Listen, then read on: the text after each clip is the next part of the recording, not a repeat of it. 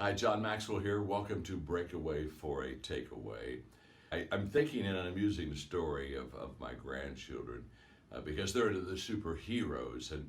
And so south of us down in Fort Lauderdale, they were having in one of the big arenas a superhero evening with all of them out there, of course, doing battle against the bad people.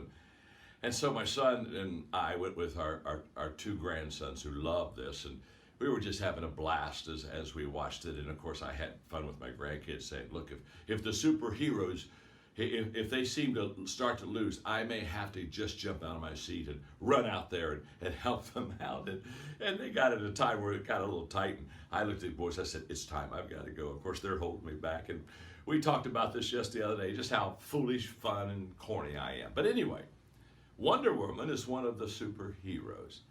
And since today is valuing women in leadership, it's kind of good that there's a model for that, for people who love those Marvel movies, that they could look at a Wonder Woman or other women that they can look up to and say, wow, good leaders. But I would like to talk to you about some pretty amazing Wonder Women that I know that aren't near as famous.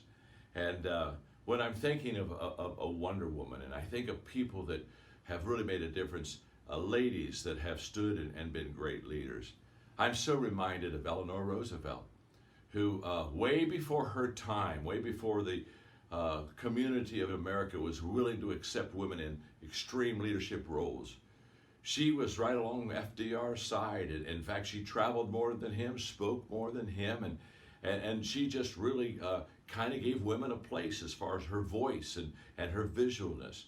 And really did some major things to kind of turn women back into a sense that they could lead, and not only could lead, but should lead.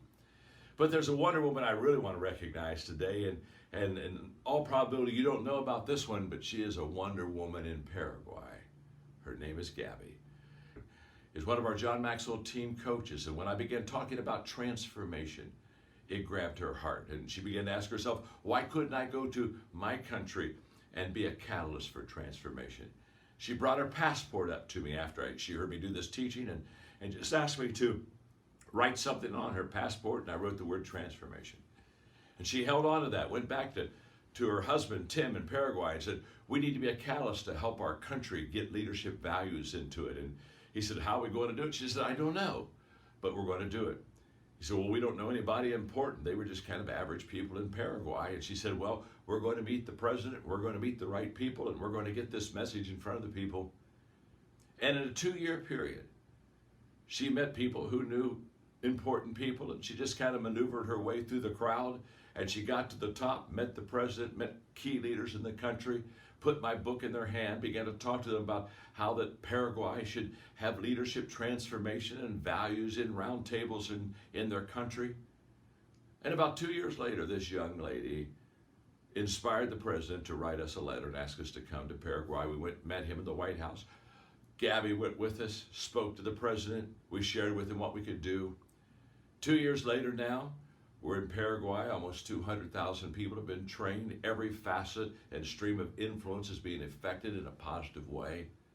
Why? Because a woman. In fact, not even a well-known woman named Gabby decided to make a difference.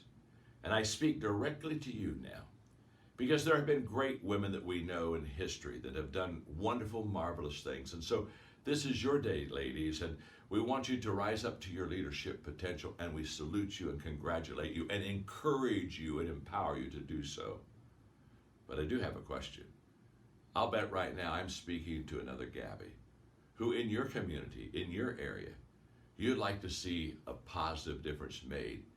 And you're the one who will be willing to step out. You say, well, I don't know anybody. Nobody knows me. Doesn't matter. Didn't know Gabby either. You see, I learned a long time ago, one person with courage becomes a majority. That's who Gabby was, and that's who you could be on this day where we honor ladies and leadership.